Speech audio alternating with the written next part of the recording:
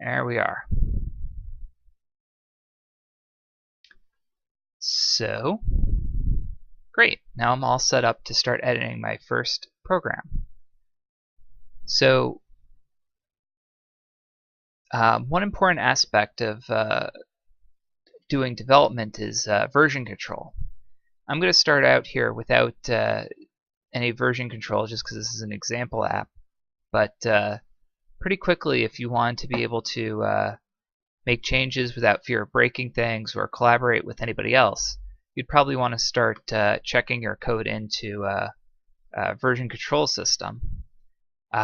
Typically, I've been a Subversion user or SVN, but lately Git has really been the go-to version control system for most people. So I think I'm going to give that a try, but I will do that once I'm actually starting my real project. So the question is, what is my project going to be? So the simple idea that I had was just a basic way of getting some statistics on my daily commute. I figure that Pebble's a good way to be able to mark the start and stop of the commute, just since it's pretty much no hassle to just go press a button when I get in the car and press it again when I get out. I could sort of build up a history of these and use it to sort of monitor traffic patterns or just to see how much time I'm wasting driving every day. So I'm going to use this command. Well, first off, let me figure out, I'll make a new directory for Pebble projects. Okay. And now I will make my new project. Let's call it. Alright. Great. So I can go into this directory and see all of the files it's generated. Not too much. There's resources where I believe images and things like that are stored. The app info, which sort of describes the resources and features that the app uses. The source, which has the actual C source code. And then WScript, which I actually don't know what that is. So if I take a look at it,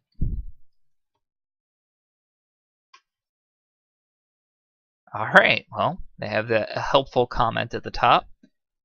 So I guess it's sort of the equivalent of the Pebble makefile. I guess it gets loaded into Python. That's what this looks like anyway. Alright, well, so let's get started. So if I take a look at so you could immediately just build this and then install it just like we did before, but let me take a look at the actual source code.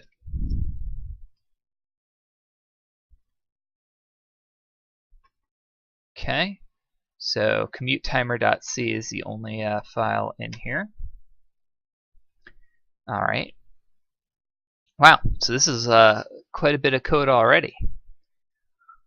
So the Pebble tutorials actually have a pretty good description of what all of this does. So I need to figure out what minimize is, plus, obviously. Okay. So you can look at the API reference, which basically describes how all of the pieces of the Pebble work.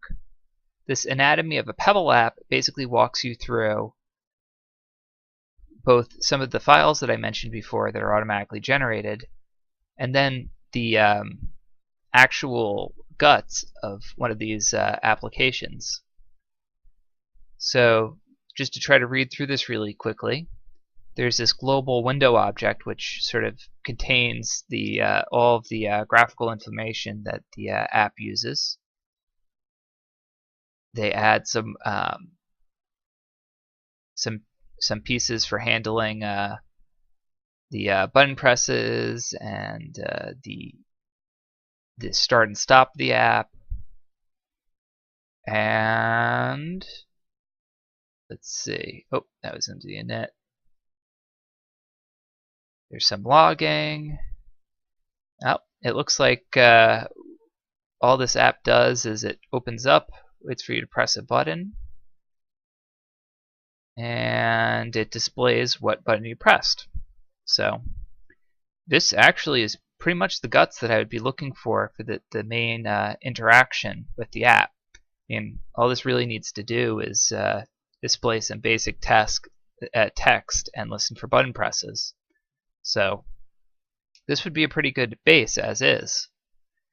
So now the key thing that I want to do is basically run a timer.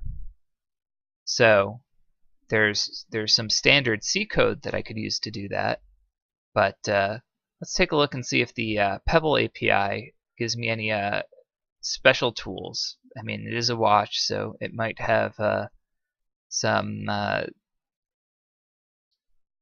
non-intuitive way for handling time. Looks like pretty much all of this are special features and either graphical or taking advantage of communicating with the phone. I figured that in order to build up a history of the commute times, I would want to get involved with this persisting data.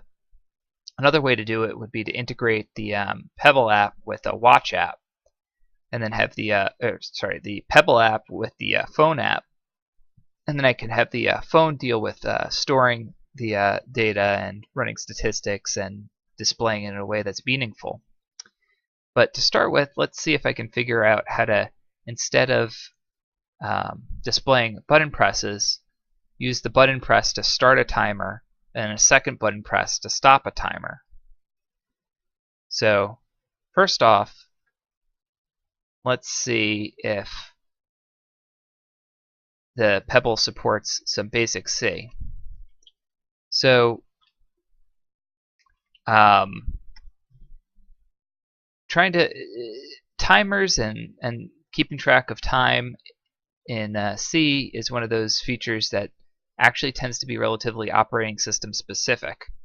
As a primarily Windows developer, I know that any techniques that I've used for that are not going to translate straight over. So I'm going to do what everybody should do if they don't remember a specific how to accomplish a specific programming task. I'm going to Google it. So let's see, timer in C Linux. So I actually don't know whether normal Linux features are going to be supported on this Pebble, so this will be an interesting little experiment. So timer, so I don't necessarily, I believe it's actually something called clock. So let me try to get my clock in C. Clock, okay. C++ reference, but this is also a C feature. Yep, so it looks like it's time.h, fittingly enough.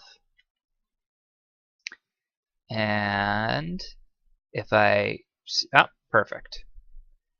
If I say create a global object,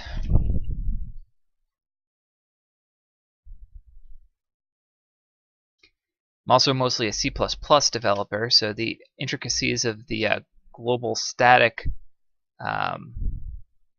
specifier here are probably going to be a little lost on me. But I'm going to create two variables. Oh, there's the autocomplete working. I'm going to call a Boolean timer running, and I have my clock here. So when the system is first initiated, the timer is going to be set to not running, and when the select button is pressed, in addition to displaying the text select, I'm going to say if the timer is not running, start the timer.